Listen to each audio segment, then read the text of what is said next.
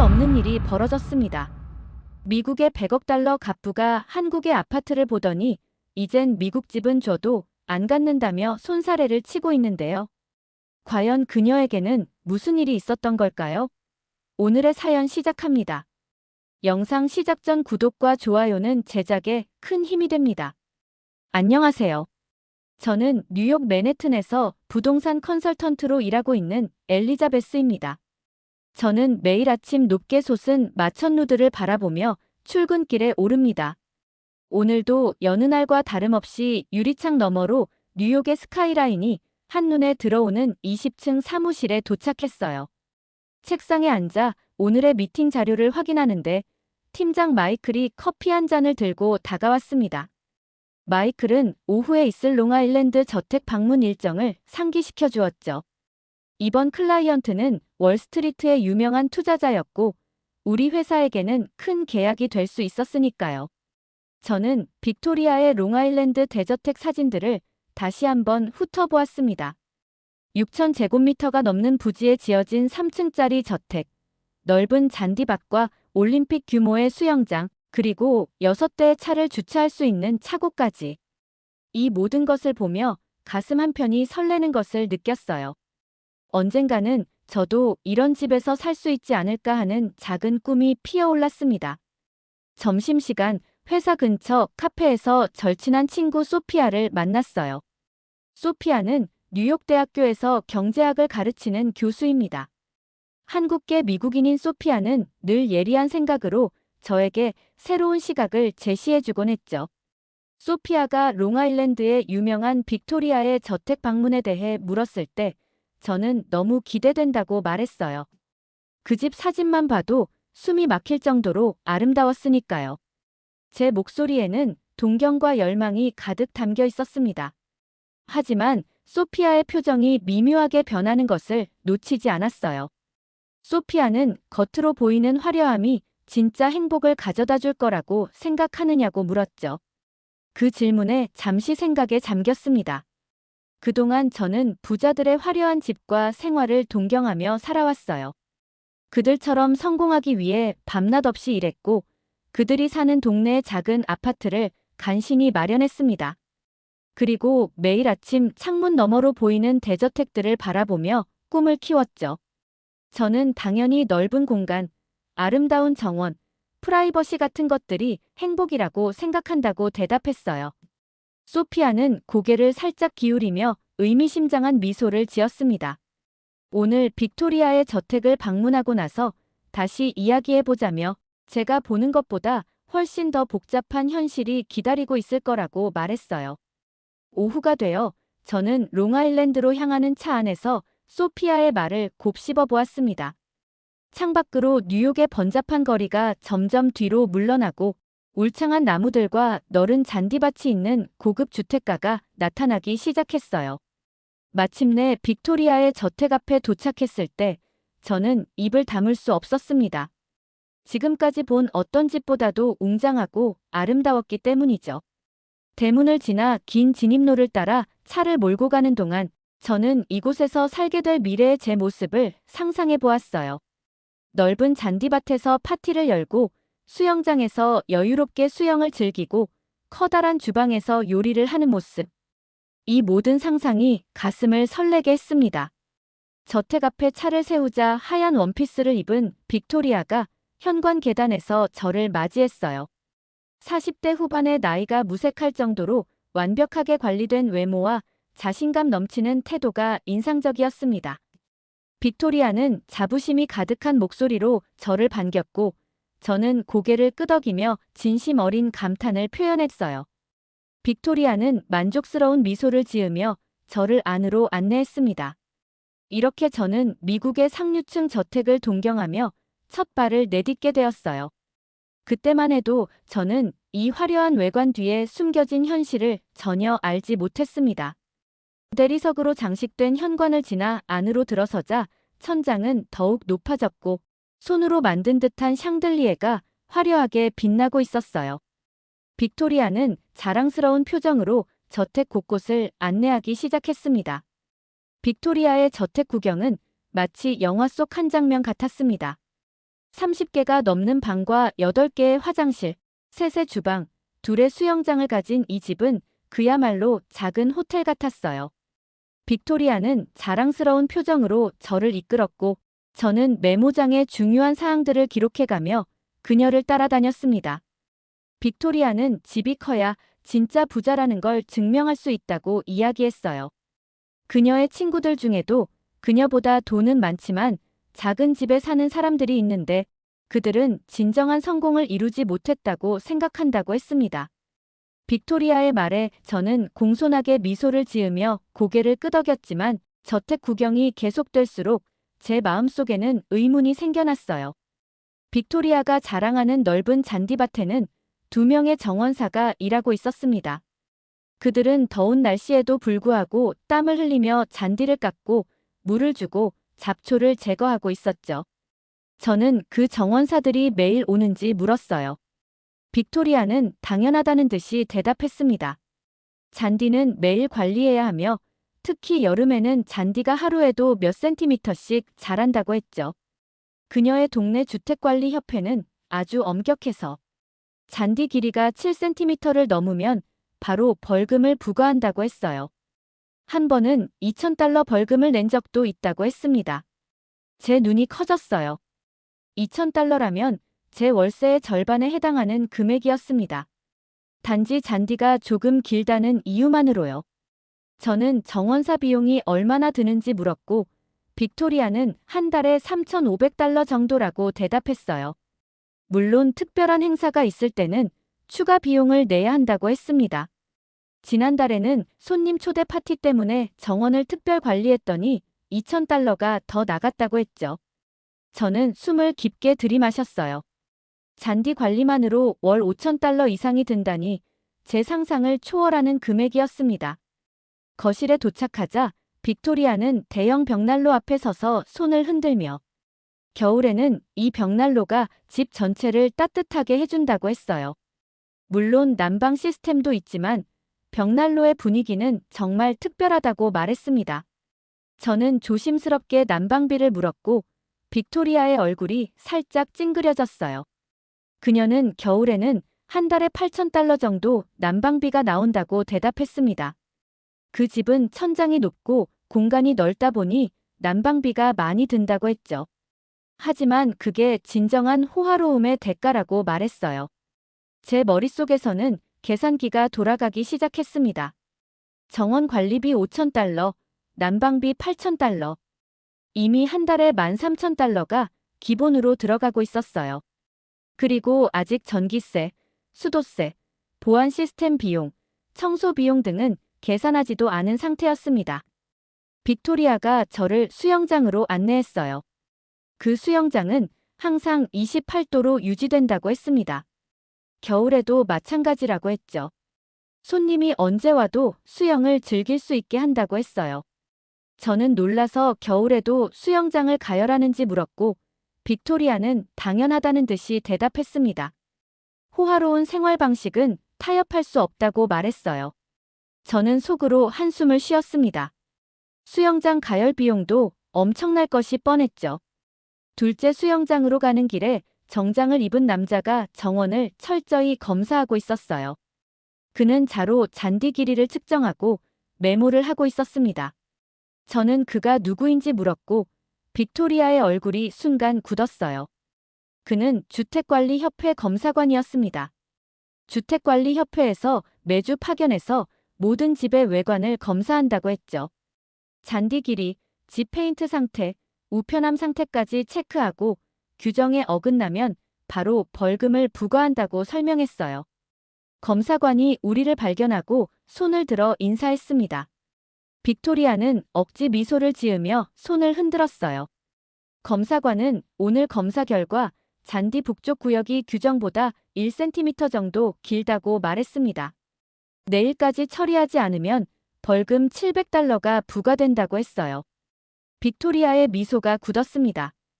그녀는 어제 정원사가 그곳을 정리했다고 항변했지만 검사관은 규정은 규정이라며 내일 다시 확인하겠다고 말했어요. 검사관은 인사를 하고 다음 집으로 향했습니다. 빅토리아는 한숨을 쉬며 이렇게 스트레스 받는 일이 매주 있다고 했어요. 정원사들이 일을 제대로 하지 않으면 그녀가 벌금을 내야 한다고 했습니다. 지난해에만 잔디 관련 벌금으로 2만 달러를 냈다고 말했어요. 저는 믿기지 않았습니다. 2만 달러라면 제 반년치 월급과 맞먹는 금액이었죠. 그리고 그냥 잔디 때문에요. 빅토리아는 저를 주방으로 안내했어요. 셋의 주방 중 가장 큰 메인 주방은 고급 대리석과 최신식 가전제품으로 가득했습니다. 하지만 묘하게도 사용한 흔적이 거의 없어 보였어요. 저는 이 주방을 자주 사용하는지 물었고, 빅토리아는 거의 사용하지 않는다고 대답했습니다. 그녀는 주로 식당에서 식사하거나 요리사를 불러 요리를 시킨다고 했어요. 하지만 최고급 주방을 갖추는 것이 중요하다고 했습니다. 집 가치를 높이기 때문이라고 했죠. 저는 수백만 달러가 들어간 주방이 전시용으로만 사용된다는 사실에 조금 놀랐어요. 그때 가정부로 보이는 여성 3명이 지나갔습니다. 저는 그들이 상주 직원인지 물었고, 빅토리아는 청소부 셋, 집사 1명, 요리사 1명이 상주한다고 대답했어요. 그리고 주 3회 정원사 2, 주 2회 수영장 관리인이 온다고 했습니다. 보안회사에서도 24시간 모니터링을 한다고 했어요. 저는 다시 한번 숨을 깊게 들이마셨습니다. 인건비만 해도 어마어마할 것이 분명했어요. 저는 월 유지비가 전체적으로 얼마나 드는지 물었고, 빅토리아는 잠시 망설이더니 한 달에 6만 달러 정도 된다고 대답했습니다. 물론 특별한 행사가 있으면 더 든다고 했어요. 6만 달러. 저는 그 숫자에 충격을 받았어요. 제 연봉보다 훨씬 많은 금액이 이 집을 유지하는 데에만 들어가고 있었습니다. 그리고 이것은 모기지나 재산세도 포함하지 않은 순수 관리비였어요. 빅토리아는 불현듯 이 집의 매매가를 얼마로 책정해야 할지 물었습니다. 그녀는 최소 2천만 달러는 받고 싶다고 했어요. 저는 잠시 생각에 잠겼습니다. 이 집의 가치는 분명 높았지만 이런 유지비를 감당할 수 있는 사람은 많지 않을 것 같았어요. 저는 빅토리아에게 연간 유지비를 고려하면 구매자층이 제한적일 수 있다고 조심스럽게 말했습니다. 그녀는 제 말을 듣자 얼굴이 살짝 굳었어요. 저는 그녀가 이 집을 팔려는 이유가 궁금해졌지만 직접적으로 물어볼 수는 없었습니다. 빅토리아의 저택을 나온 후 저는 머릿속에 가득한 생각들을 정리할 시간이 필요했어요. 그래서 맨해튼의 작은 카페에서 소피아를 다시 만났습니다. 커다란 창으로 붐비는 거리가 보이는 자리에 앉아 따뜻한 라떼를 마시며 오늘 본 것들에 대해 이야기했죠. 소피아는 제 이야기를 들으며 고개를 끄덕였어요. 그녀의 표정에는 그럴 줄 알았다는 뜻이 담겨 있었습니다. 소피아는 막 한국에서 경제 연구를 마치고 돌아온 참이었어요. 그녀는 지난 6개월 동안 서울에 머물며 한국의 도시 발전과 주거 문화에 대해 연구했다고 했습니다. 저는 그녀에게 빅토리아의 저택에서 보고 들은 것들, 특히 천문학적인 유지비에 대해 자세히 이야기했어요. 소피아는 제 이야기를 다 듣고 나서 웃으며 말했습니다. 한국은 작은 공간에서도 효율적으로 사는 방법을 연구하는데 미국은 집 크기로만 부를 과시한다고요. 저는 그 말이 빅토리아의 상황과 정확히 일치한다고 느꼈어요.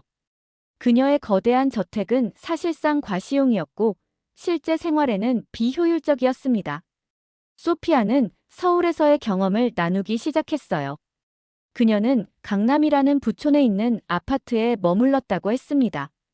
처음에는 한국의 아파트가 미국의 기준으로 보면 작다고 느꼈지만 곧 그 공간이 얼마나 효율적으로 설계되었는지 알게 되었다고 했어요. 한국의 아파트는 주로 중앙난방 시스템을 사용하기 때문에 난방비가 상당히 저렴하다고 했습니다. 그리고 아파트 단지 내에는 편의시설이 잘 갖춰져 있어서 헬스장, 수영장, 도서관 등을 따로 회원권 없이도 이용할 수 있다고 했어요. 게다가 쓰레기 처리 시스템이 잘 되어 있어 분리수거가 편리하고 깨끗하게 유지된다고 했습니다. 소피아의 설명에 따르면 한국의 아파트 단지에는 관리사무소가 있어 모든 시설 관리를 담당하는데 이 관리비가 미국 대저택의 유지비에 비하면 거의 무료 수준이라고 했어요. 빅토리아가 매달 지불하는 관리비의 10분의 1도 안 된다는 말을 들으니 정말 놀라웠습니다. 또한 소피아는 서울의 대중교통 시스템이 얼마나 효율적인지 설명했어요. 자동차가 없어도 지하철과 버스로 도시 어디든 빠르고 편리하게 갈 수 있다고 했습니다. 그래서 주차 공간이나 차량 유지비에 신경 쓸 필요가 없었다고 했어요. 반면 롱아일랜드에서는 자동차 없이는 생활이 거의 불가능했고 빅토리아의 저택에는 6대의 차를 위한 주차 공간과 정비를 위한 별도의 비용이 필요했습니다. 소피아는 서울에서 찍은 사진들을 보여주기 시작했어요. 현대적인 고층 아파트 단지들이 숲과 공원으로 둘러싸여 있었고 단지 내에는 아름다운 조경이 되어 있었습니다. 그리고 그 모든 공용 공간은 전문 관리팀이 관리해서 개인이 신경 쓸 필요가 없다고 했어요. 한국 아파트의 가장 인상적인 점은 보안 시스템이야. 모든 출입구에 디지털 잠금 장치가 있고 방문자는 로비에서 확인 과정을 거친 후에야 들어갈 수 있어. 빅토리아처럼 별도의 보안 회사를 고용할 필요가 없지. 소피아의 말에 저는 점점 더 흥미를 느꼈어요. 빅토리아는 보안을 위해 매달 $2,000를 지불하고 있었는데 그것이 한국의 아파트에서는 기본으로 제공되는 서비스라니 놀라웠습니다. 또한 소피아는 한국의 아파트는 방음 시설이 잘 되어 있어 이웃의 소음을 거의 듣지 못했다고 했어요. 그리고 인터넷 속도는 세계 최고 수준이라 재택근무도 아주 편리했다고 했습니다. 이 모든 것이 빅토리아의 저택보다 훨씬 저렴한 비용으로 제공된다는 사실이 믿기지 않았어요. 엘리자베스, 한국에서는 집이 크다는 것보다 얼마나 효율적이고 편리한지가 더 중요해. 많은 부자들도 불필요하게 큰 집보다는 좋은 위치에 있는 현대적인 아파트를 선호하지. 왜냐하면 그게 실제로 삶의 질을 높여주니까. 소피아의 말은 제 생각을 완전히 바꿔놓았어요. 저는 항상 크고 화려한 저택이 성공의 상징이라고 생각해왔습니다. 하지만 이제 보니 그것은 단지 과시일 뿐, 실제 삶의 질과는 거리가 있었어요. 소피아가 보여준 또 다른 사진에는 아파트 단지 내 상가가 있었습니다. 식료품점, 카페, 식당, 병원, 약국 등 일상생활에 필요한 모든 것이 걸어서 갈 수 있는 거리에 있었어요. 이건 역시 자동차가 필수인 롱아일랜드와는 완전히 다른 점이었습니다. 그리고 한국은 사계절이 뚜렷해서 겨울에는 정말 춥고 여름에는 정말 더워. 그래서 효율적인 냉난방 시스템이 중요하지. 한국의 아파트는 이중창, 바닥 난방 시스템 등으로 에너지 효율성이 아주 높아. 빅토리아가 난방비로 매달 $8,000를 쓴다고 했지. 서울의 비슷한 평수의 고급 아파트라면 아마 그 10분의 1도 안 될 거야. 저는 소피아의 말을 들으며 깊은 생각에 빠졌어요. 우리가 당연하게 생각해온 것들이 사실은 비효율적일 수 있다는 깨달음이 저를 사로잡았습니다. 빅토리아의 거대한 저택은 겉으로 보기에는 화려했지만 유지하기 위해 엄청난 비용과 노력이 필요했어요. 반면 소피아가 설명한 한국의 아파트는 효율적이고 실용적이면서도 충분히 편안한 삶을 제공했습니다. 소피아, 한국 아파트에 대해 더 자세히 알고 싶어. 혹시 관련 자료가 있을까? 제가 물었어요. 소피아는 밝게 웃으며 노트북을 꺼냈습니다. 그녀는 한국의 주거 문화에 대한 연구 자료와 사진들을 보여주기 시작했어요. 저는 점점 더 한국의 효율적인 주거 시스템에 매혹되었습니다. 특히 높은 수준의 편의시설과 낮은 유지비의 조합이 인상적이었어요. 다음 달에 내가 학회 발표를 위해 서울에 다시 가야 해. 함께 가보는 건 어때? 직접 경험해보면 더 이해가 잘 될 거야. 소피아의 제안에 저는 잠시 망설였지만 곧 흥미가 호기심을 자극했어요. 한국에 대해 알면 알수록 그곳의 주거 문화가 더 궁금해졌습니다. 빅토리아의 저택과는 완전히 다른 세계를 경험해 볼 수 있는 기회였어요. 정말 좋을 것 같아. 내 휴가가 다음 달에 있으니 일정을 맞춰볼게. 그날 밤 저는 제 작은 맨해튼 아파트로 돌아와 창밖의 도시 풍경을 바라보며 생각에 잠겼어요. 지금까지 저는 빅토리아처럼 커다란 저택을 소유하는 것이 성공의 증거라고 믿어왔습니다. 하지만 이제는 그런 생각이 바뀌기 시작했어요. 진정한 부는 공간의 크기가 아니라 그 공간을 얼마나 효율적으로 활용하느냐에 달려 있는 것 같았습니다. 소피아와의 대화 이후 저는 한국의 주거 환경에 대해 더 자세히 알아보기로 했습니다. 집으로 돌아와 컴퓨터 앞에 앉아 검색을 시작했어요. 처음에는 단순한 호기심이었지만 점점 더 많은 정보를 접할수록 제 관심은 깊어져 갔습니다. 한국의 아파트는 미국의 아파트와는 개념이 다르다는 것을 알게 되었어요. 미국에서 아파트는 주로 임대 형태의 주거지로 여겨지는 반면 한국에서는 아파트가 가장 선호되는 주택 형태였습니다. 특히 서울과 같은 대도시에서는 중산층부터 상류층까지 많은 사람들이 아파트에 살고 있었죠. 제가 가장 놀란 점은 한국 아파트의 편의시설이었어요. 고급 아파트 단지에는 수영장, 헬스장, 골프 연습장, 도서관, 어린이 놀이터, 공원 등 다양한 시설이 갖춰져 있었습니다. 이런 시설들은 모두 관리비에 포함되어 있어 별도의 회원권을 구매할 필요가 없었죠. 빅토리아가 개인 수영장 하나를 유지하기 위해 지불하는 비용으로 한국에서는 이 모든 시설을 이용할 수 있다는 사실이 믿기지 않았어요. 다음으로 살펴본 것은 관리비였습니다. 온라인 포럼에서 한국 사람들이 공유한 정보에 따르면 서울의 고급 아파트 관리비는 월 300에서 500달러 사이였어요. 이 금액에는 경비, 청소, 시설 유지, 공용공간 전기, 승강기 유지 보수, 그리고 일부 경우에는 난방까지 포함되어 있었습니다. 빅토리아가 매달 지불하는 6만 달러와 비교하면 정말 큰 차이였어요. 한국 아파트의 난방 시스템에 대해 더 자세히 알아보았습니다. 대부분의 아파트는 지역 난방이나 중앙 난방 시스템을 사용했어요. 이 시스템은 개별 가구가 각각 난방을 하는 것보다 훨씬 효율적이었습니다. 겨울철 난방비도 상당히 합리적이었어요. 한국의 겨울은 뉴욕만큼 춥지만 난방비는 훨씬 저렴했습니다. 또 다른 흥미로운 점은 쓰레기 처리 시스템이었어요. 많은 현대식 아파트에는 자동 쓰레기 수거 시스템이 있었습니다. 주민들은 쓰레기를 분리수거하여 특정 장소에 버리면 그것이 자동으로 지하의 수거장으로 이동했어요. 이런 시스템 덕분에 아파트 단지 내에 쓰레기가 쌓이거나 악취가 나는 일이 없었습니다. 빅토리아가 쓰레기 처리를 위해 별도의 인력을 고용해야 했던 것과는 완전히 다른 방식이었죠. 한국 아파트의 보안 시스템도 인상적이었어요. 대부분의 아파트는 출입구에 디지털 도어락과 CCTV가 설치되어 있었습니다. 방문자는 인터폰으로 연락한 후에야 출입이 가능했죠. 이런 시스템 덕분에 별도의 보안 회사를 고용할 필요가 없었어요. 빅토리아가 매달 2,000달러를 보안 비용으로 지불하는 반면 한국 아파트에서는 이런 서비스가 기본으로 제공되었습니다. 에너지 효율성 측면에서도 한국 아파트는 월등했어요. 대부분의 아파트는 이중창과 단열재가 잘 설치되어 있어 에너지 손실이 적었습니다. 또한 많은 현대식 아파트가 스마트홈 시스템을 갖추고 있어 전기, 난방, 조명 등을 효율적으로 제어할 수 있었죠. 이런 시스템 덕분에 에너지 소비를 최소화하면서도 편안한 생활이 가능했습니다. 위치적 이점도 컸어요. 한국의 아파트 단지는 주로 교통이 편리한 곳에 위치해 있었습니다.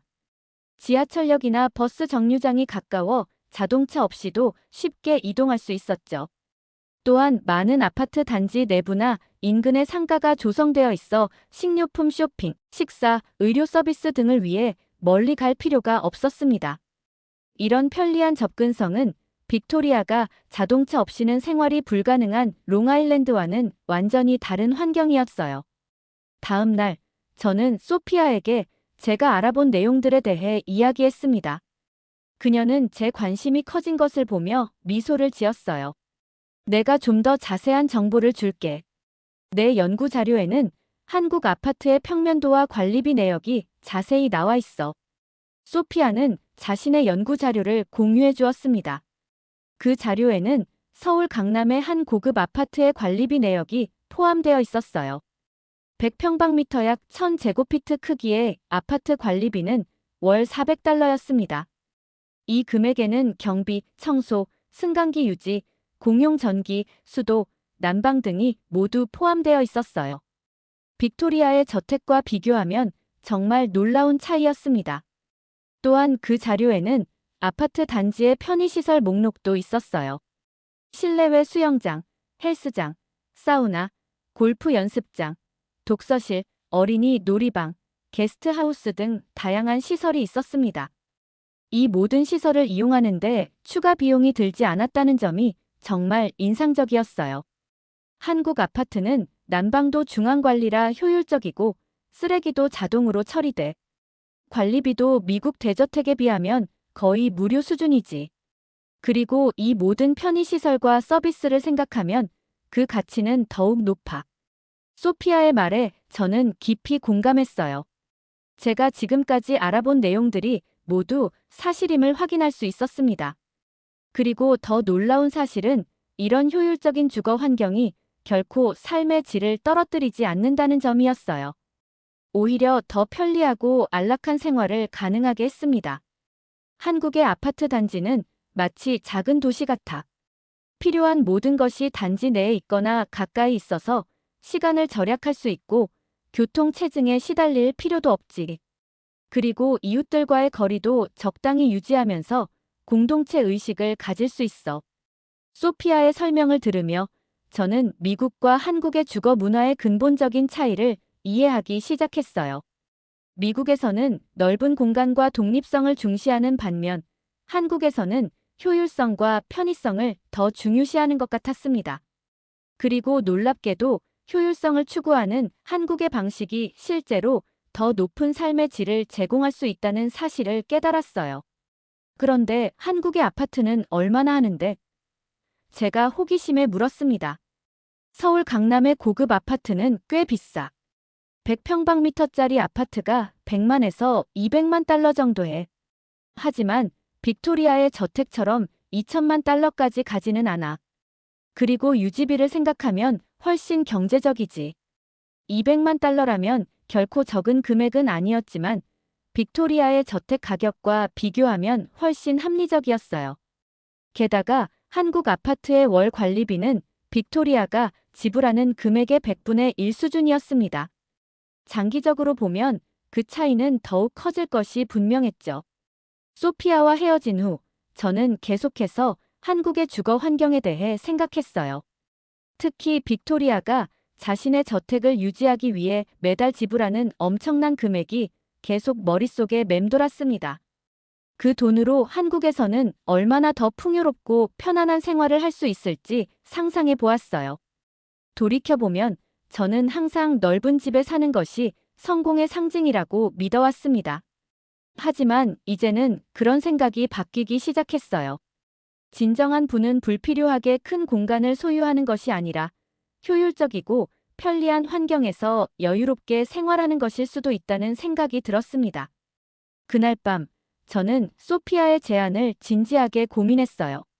한국을 방문해서 직접 그곳의 주거 환경을 경험해 보는 것은 분명 흥미로운 경험이 될 것 같았습니다. 그리고 그 경험이 제 직업적인 시각을 넓히는데도 도움이 될 것이라고 생각했어요. 결국 저는 소피아와 함께 한국을 방문하기로 결정했습니다. 한국에 대한 조사와 소피아와의 대화 이후 저는 다시 빅토리아의 저택으로 돌아가야 했습니다. 그녀와의 두 번째 상담 약속이 잡혀 있었기 때문이에요. 이번에는 그녀의 저택 매매를 위한 구체적인 계획과 가격 책정에 대해 이야기하기로 했습니다. 아침 일찍부터 자료를 준비해 롱아일랜드로 향했어요. 차를 타고 고급 주택가를 지나는 동안 저는 이곳의 풍경을 새로운 시각으로 바라보았습니다.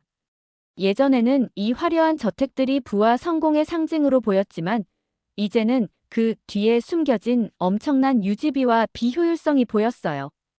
특히 대부분의 집에 사람이 없어 보이는 것이 더욱 인상적이었습니다. 정원사들과 청소부들만 분주히 일하고 있었죠. 빅토리아의 저택에 도착했을 때 저는 현관 앞에서 낯선 광경을 목격했어요. 빅토리아가 정장을 입은 남성과 언쟁을 벌이고 있었습니다. 그 남성은 지난번 제가 본 주택관리협회 HOA 검사관이었어요. 빅토리아의 목소리는 점점 높아지고 있었고 그녀의 얼굴은 분노로 붉게 물들어 있었습니다. 저는 차에서 내려 천천히 그들에게 다가갔어요. 가까이 다가갈수록 빅토리아의 분노에 찬 목소리가 더 선명하게 들렸습니다. 잔디가 1인치 길다고 벌금을 내라니. 너희 일 제대로 안 해? 내가 정원사에게 매일 5,000달러를 주는 이유가 뭐라고 생각해? 이런 문제가 생기지 않게 하려고 그러는 거잖아. 빅토리아는 거의 소리를 지르다시피 했어요.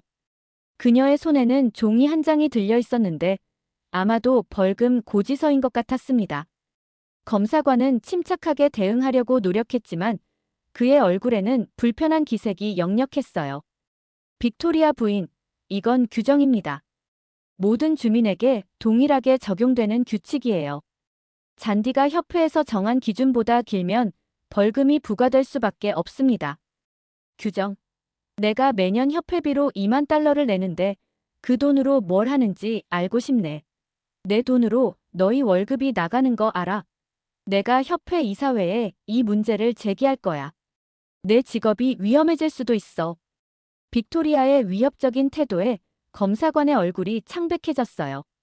그는 더 이상 대응하지 않고 고개를 숙였습니다. 그리고 조용히 규정은 규정입니다라고 반복한 뒤 빅토리아에게 벌금 고지서를 건넸어요. 빅토리아는 고지서를 거칠게 낚아채더니 그것을 구겨서 검사관의 가슴팍에 던졌습니다. 저는 그 광경에 할 말을 잃었어요. 검사관은 아무 말도 하지 않고 구겨진 종이를 주워 정중히 다시 빅토리아에게 건넸습니다. 3일 내로 납부해 주시기 바랍니다. 그렇지 않으면 추가 벌금이 부과됩니다. 그는 이 말을 남기고 조용히 자리를 떠났어요. 빅토리아는 여전히 분노에 차 있었고 그제야 저를 발견했습니다. 그녀는 깊게 숨을 들이마시며 표정을 정리하려고 노력했어요. 엘리자베스, 왔구나. 미안해. 이런 모습을 보여서. 이 동네 협회가 정말 참을 수 없을 정도로 까다로워. 들어와. 빅토리아는 마치 방금 일어난 일이 별것 아닌 것처럼 행동했지만 저는 그녀의 행동에 충격을 받았어요. 그녀를 따라 집 안으로 들어가면서 저는 그녀가 평소에 주변 사람들을 어떻게 대하는지 궁금해졌습니다.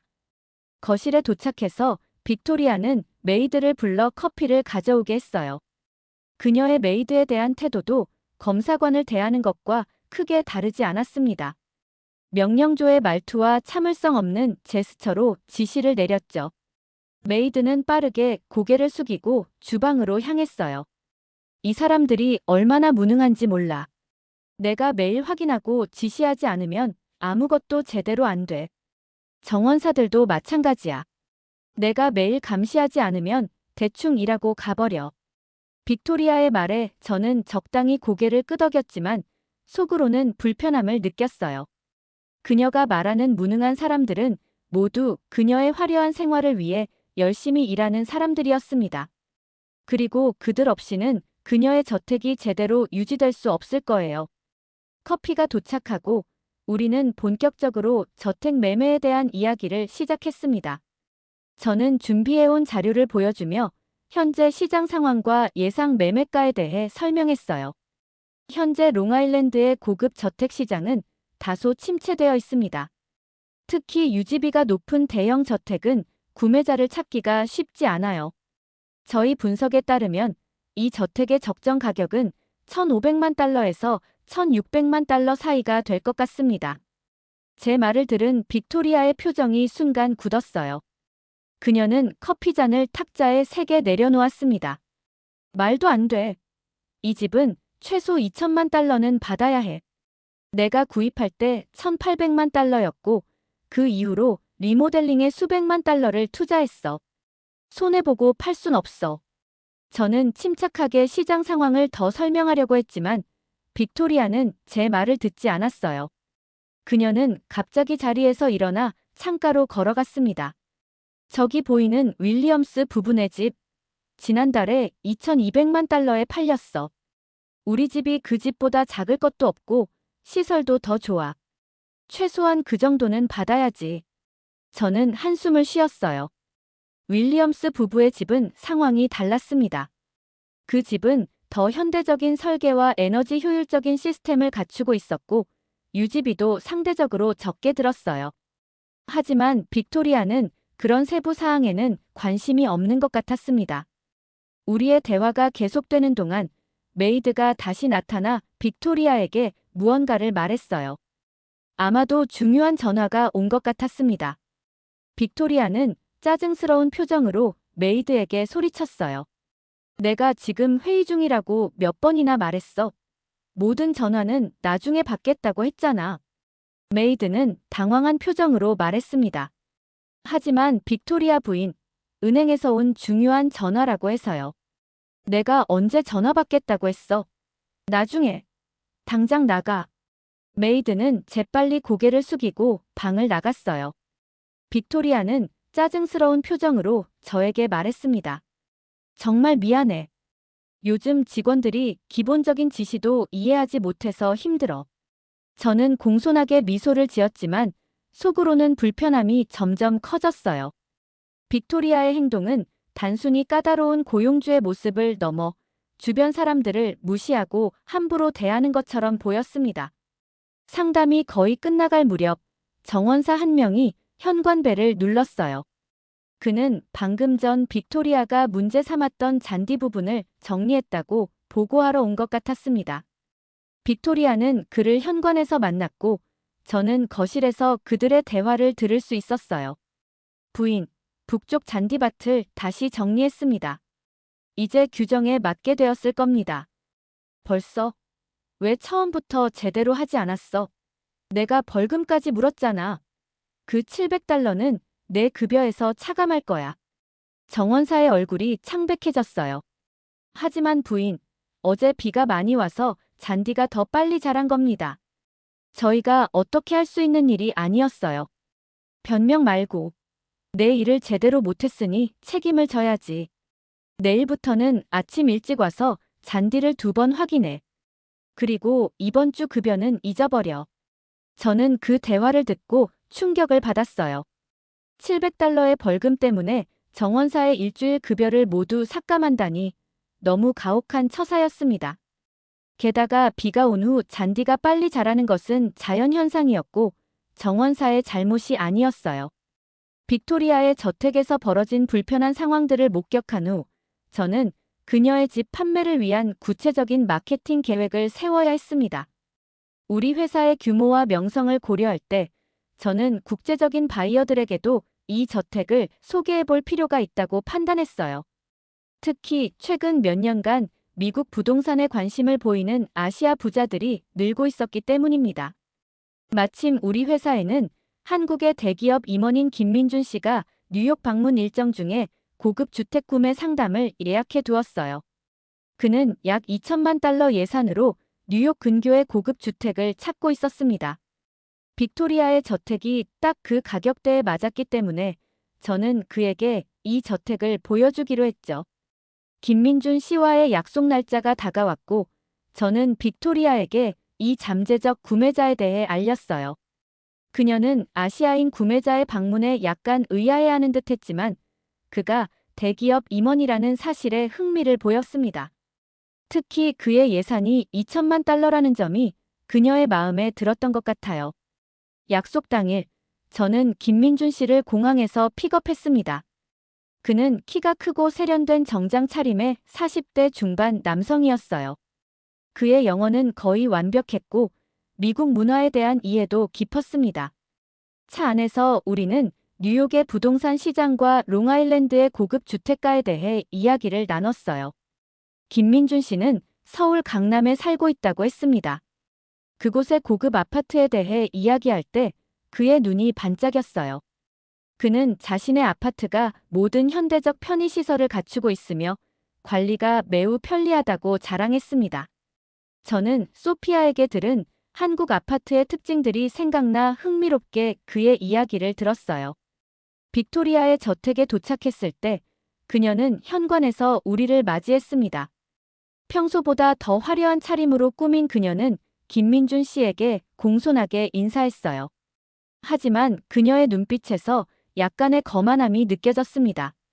마치 자신의 저택이 김민준 씨의 한국 아파트보다 훨씬 우월하다는 자신감 같은 것이었죠. 저택 투어가 시작되었고 빅토리아는 평소보다 더 열정적으로 집의 특징들을 설명했습니다. 그녀는 천장의 높이, 대리석의 원산지, 맞춤 제작된 가구들의 가치를 강조했어요. 김민준 씨는 예의 바르게 고개를 끄덕이며 모든 것을 꼼꼼히 살펴보았습니다. 거실을 지나 주방으로 향하는 동안 김민준 씨가 처음으로 질문을 했어요. 그는 이 저택의 에너지 효율성과 유지비에 대해 물었습니다. 빅토리아는 잠시 당황한 기색을 보이더니 빠르게 주제를 바꾸려고 했어요. 하지만 김민준 씨는 부드럽지만 단호하게 다시 그 질문을 반복했습니다. 저는 전문가로서 정직하게 대답해야 한다고 생각했어요. 그래서 저는 이 저택의 월 관리비가 약 6만 달러, 한화로 약 7천만 원 정도라고 설명했습니다. 김민준 씨의 눈이 커졌어요. 그는 믿을 수 없다는 듯이 그 금액을 다시 확인했습니다. 빅토리아는 재빨리 끼어들어 그 비용이 최고급 생활 방식의 일부라고 설명했어요. 럭셔리한 삶을 위해서는 당연히 지불해야 하는 비용이라고 강조했습니다. 하지만 김민준 씨의 표정은 점점 더 회의적으로 변했어요. 투어가 계속되는 동안 김민준 씨는 더 많은 질문을 했습니다. 그는 난방 시스템의 효율성, 물 사용량, 정원 관리 비용 등 실용적인 측면에 집중했어요. 빅토리아는 점점 더 불편해 보였고 그의 질문에 대답하기보다는 저택의 미적 가치와 사회적 위신에 대해 이야기하려고 했습니다. 야외 수영장 옆에 도착했을 때 정원사 둘이 잔디를 관리하고 있었어요. 김민준 씨는 그들을 보고 인상을 찌푸렸습니다. 그는 이런 넓은 잔디밭을 유지하는 것이 얼마나 비효율적이고 환경에 좋지 않은지 말했어요. 빅토리아의 얼굴이 굳었습니다. 투어가 끝나고 우리는 다시 거실로 돌아왔어요. 빅토리아는 샴페인을 가져오게 하며 김민준 씨에게 집이 마음에 드는지 물었습니다. 그의 대답은 우리 모두를 놀라게 했어요. 김민준 씨는 솔직하게 이렇게 비효율적인 집을 왜 사야 하는지 이해할 수 없다고 말했습니다. 관리비만 한 달에 한화로 7천만 원 넘게 나오는데 그 돈이면 서울 강남에서도 최상급 아파트를 충분히 유지할 수 있다고 했어요. 게다가 그 아파트는 훨씬 더 현대적이고 에너지 효율적이며 관리가 용이하다고 덧붙였습니다. 빅토리아의 얼굴이 붉어졌어요. 그녀는 당황한 기색이 역력했지만 자존심을 지키려고 노력했습니다. 그녀는 미국 대저택이야말로 진정한 럭셔리라고 강하게 주장했어요. 넓은 공간, 프라이버시, 개인 정원과 수영장 같은 것들이 진정한 부의 상징이라고 말했습니다. 하지만 김민준 씨는 빅토리아의 말에 공감하지 않는 듯 했어요. 그는 진짜 럭셔리는 돈을 아끼면서도 편하게 사는 것이라고 말했습니다. 효율성과 실용성이 없는 화려함은 의미가 없다고 덧붙였어요. 그는 미소를 지으며 이 저택 구매에는 관심이 없다고 정중하게 말했습니다. 빅토리아는 믿을 수 없다는 표정이었어요. 그녀는 김민준 씨가 이 저택의 가치를 제대로 이해하지 못하고 있다고 생각했던 것 같았습니다. 그녀는 계속해서 이 집의 역사적 가치와 사회적 위신에 대해 이야기했지만 김민준 씨의 마음은 이미 정해진 듯 했어요.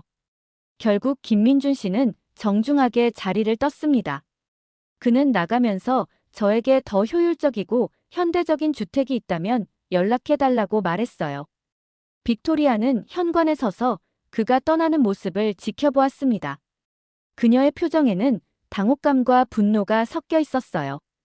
김민준 씨가 떠난 후 빅토리아는 거실로 돌아와 소파에 힘없이 앉았습니다. 그녀는 한동안 아무 말도 하지 않았어요. 저는 그녀의 실망감을 이해했지만 한편으로는 김민준 씨의 말이 일리가 있다고 생각했습니다. 잠시 후 빅토리아가 입을 열었어요. 그녀는 한국인들이 아직 진정한 럭셔리가 무엇인지 모르는 것 같다고 말했습니다.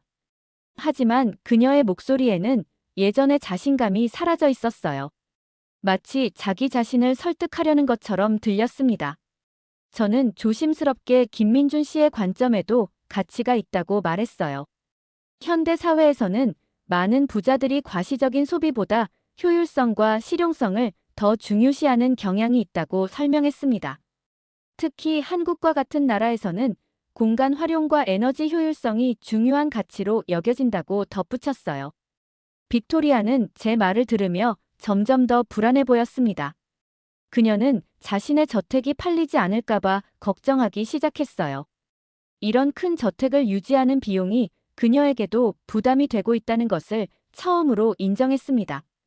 특히 최근 그녀의 투자 수익이 예상보다 적었고 이혼 후 받는 위자료도 곧 끝날 예정이라고 했어요. 저는 빅토리아에게 진심 어린 조언을 해주고 싶었습니다. 현재 시장 상황에서는 가격을 현실적으로 조정하고 저택의 효율성을 높이는 리모델링을 고려해 볼 수 있다고 제안했어요. 또한 국제적인 바이어들, 특히 아시아 바이어들의 선호도를 고려한 마케팅 전략을 수립할 필요가 있다고 말했습니다. 빅토리아는 처음에는 제 제안에 저항했지만 점차 현실을 받아들이기 시작했어요. 그녀는 한숨을 쉬며 자신이 너무 고집스러웠다고 인정했습니다. 처음으로 그녀의 태도에서 겸손함이 느껴졌어요. 그날 저녁, 저는 소피아에게 오늘 있었던 일을 전화로 이야기했습니다. 소피아는 김민준 씨의 반응이 전혀 놀랍지 않다고 했어요. 한국에서는 효율성과 실용성이 중요한 가치이며 많은 부자들이 과시적인 소비보다 삶의 질을 높이는 방향으로 돈을 쓴다고 설명했습니다. 저는 점점 더 한국의 주거 문화에 관심이 생겼어요. 김민준 씨가 말한 효율적인 럭셔리라는 개념이 제 마음에 계속 맴돌았습니다. 이것은 제가 지금까지 생각해온 럭셔리의 개념과는 다른 것이었어요. 소피아와 함께 한국을 방문하기로 한 결정이 더욱 현명하게 느껴졌습니다. 다음 날, 빅토리아에게서 연락이 왔어요. 그녀는 제 조언을 더 듣고 싶다고 했습니다.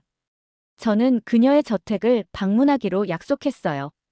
이번에는 그녀가 조금 더 현실적인 태도로 저의 의견을 들어줄 것이라고 기대했습니다. 빅토리아의 변화는 작지만 의미 있는 시작이었어요. 그리고 저에게도 새로운 시각을 가져다준 중요한 경험이었습니다. 김민준 씨와 빅토리아의 만남 이후 저는 계속해서 진정한 부의 의미에 대해 생각하게 되었습니다. 지금까지 저는 빅토리아와 같은 고객들의 화려한 저택과 사치스러운 생활 방식을 부러워했어요. 언젠가 저도 그런 대저택에 살며 성공한 삶을 살게 되리라 꿈꿨죠. 하지만 최근의 경험들이 제 가치관을 완전히 뒤흔들어 놓았습니다. 소피아의 연구실에서 우리는 다시 만났어요. 그녀는 한국의 주거 문화에 대한 자료들을 더 보여주었습니다. 특히 인상적이었던 것은 서울 강남 지역의 에너지 효율적인 아파트 단지였어요.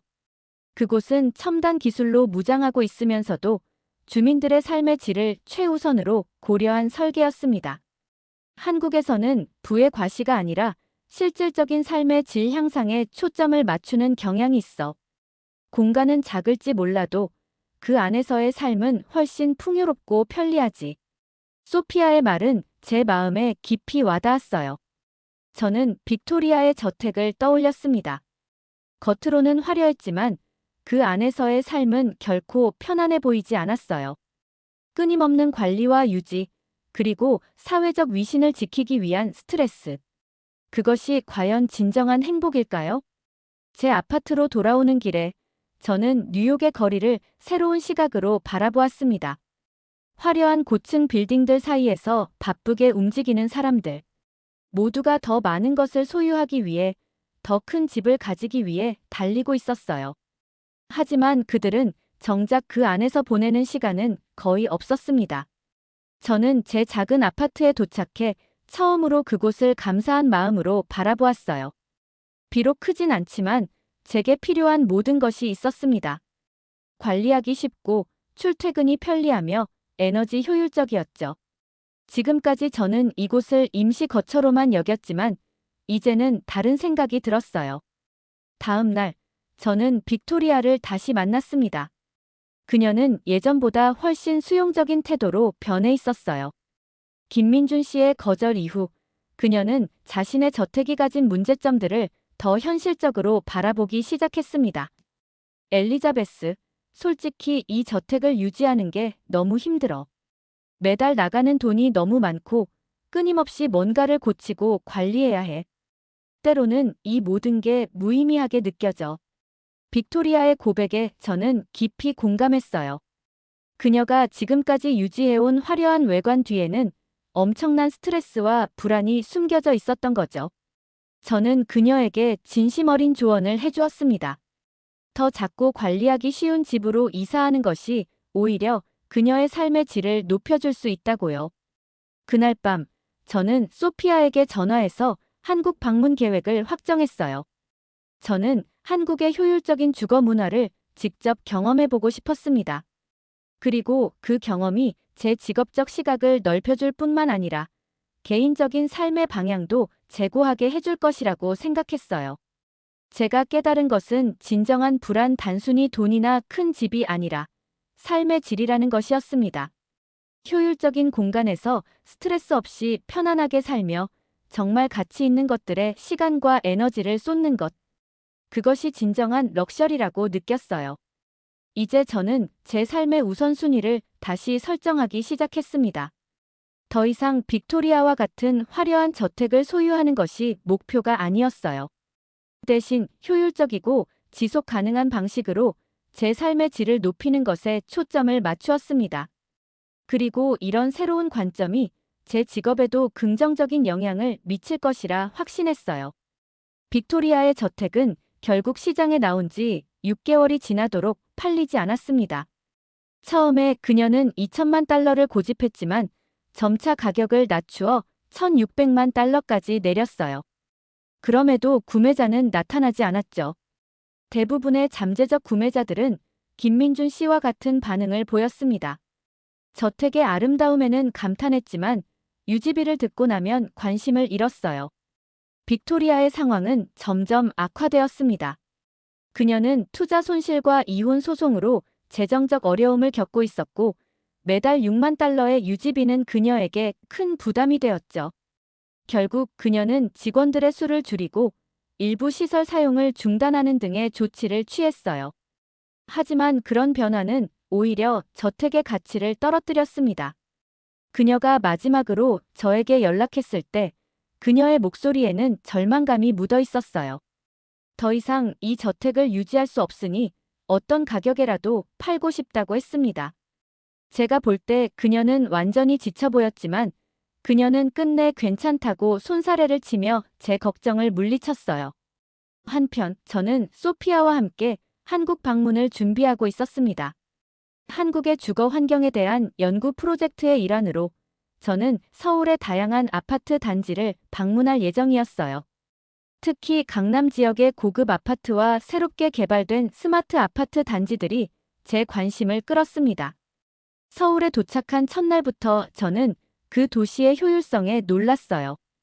인천공항에서 서울 시내까지 고속철도로 쉽게 이동했고 지하철과 버스를 이용해 도시 곳곳을 어렵지 않게 다닐 수 있었습니다.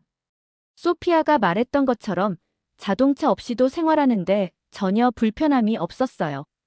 우리가 머문 곳은 강남의 한 고급 아파트였습니다. 100평방미터 크기의 그 아파트는 모든 현대적 편의시설을 갖추고 있었고 스마트홈 시스템으로 조명, 온도와 보안 등을 쉽게 제어할 수 있었어요. 아파트 단지 내에는 헬스장, 수영장, 도서관, 카페 등 다양한 시설이 있었고 모두 도보로 쉽게 갈 수 있었습니다. 가장 인상적이었던 것은 관리 시스템이었어요. 경비, 청소, 쓰레기 수거, 시설 유지 등 모든 것이 효율적으로 이루어졌습니다. 그리고 이 모든 서비스에 대한 월 관리비는 400달러 정도였어요. 빅토리아의 저택 유지비와 비교하면 정말 믿기지 않는 금액이었습니다. 서울에서의 일주일은 제 시각을 완전히 바꿔놓았어요. 저는 효율적인 공간 활용, 편리한 대중교통, 스마트 기술의 활용이 어떻게 삶의 질을 높일 수 있는지 직접 경험했습니다. 특히 아파트 베란다에서 서울의 스카이라인을 바라보며 마시는 아침 커피 시간은 진정한 여유와 행복을 느끼게 해주었어요. 이제야 진짜 행복이 뭔지 알 것 같아요. 이 말이 제 입에서 자연스럽게 나왔습니다.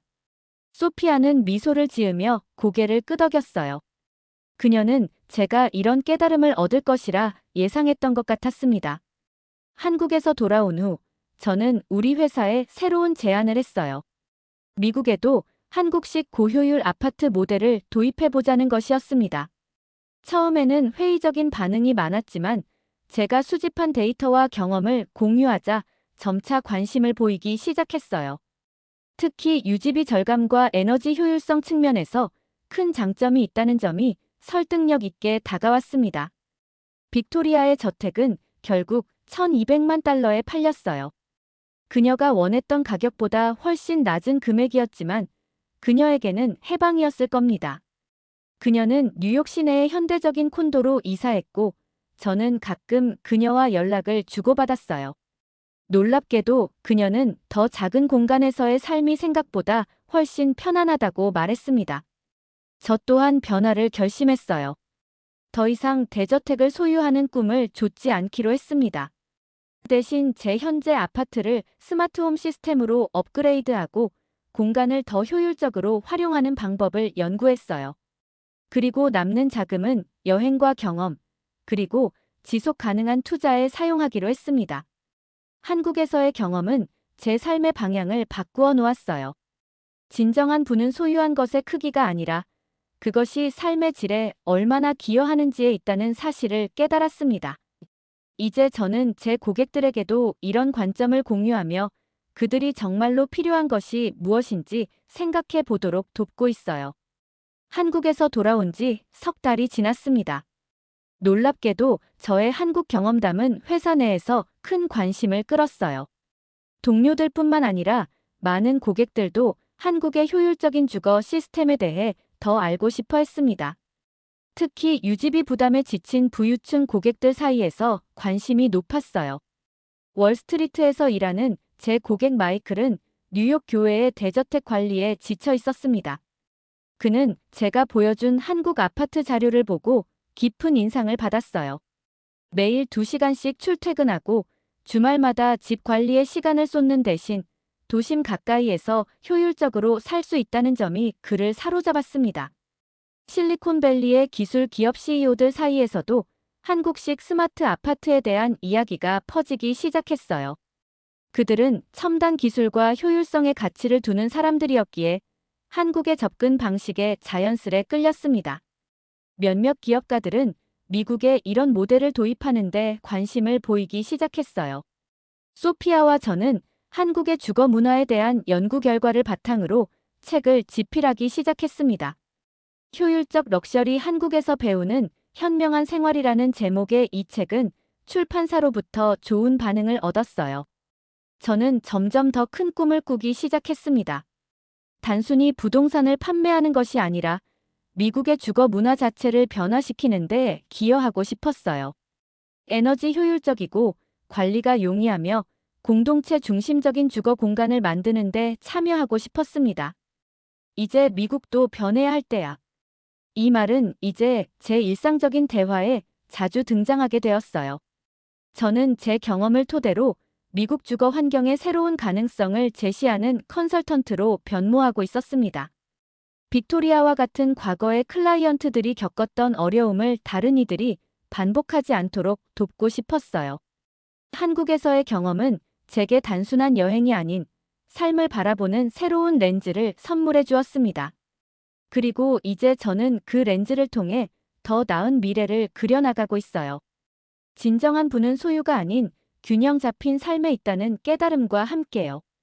오늘의 사연 어떻게 들으셨나요? 사연이 여러분의 마음을 울렸다면 구독과 좋아요, 댓글 많이 남겨주세요. 부탁드립니다. 영상 시청해주셔서 감사합니다.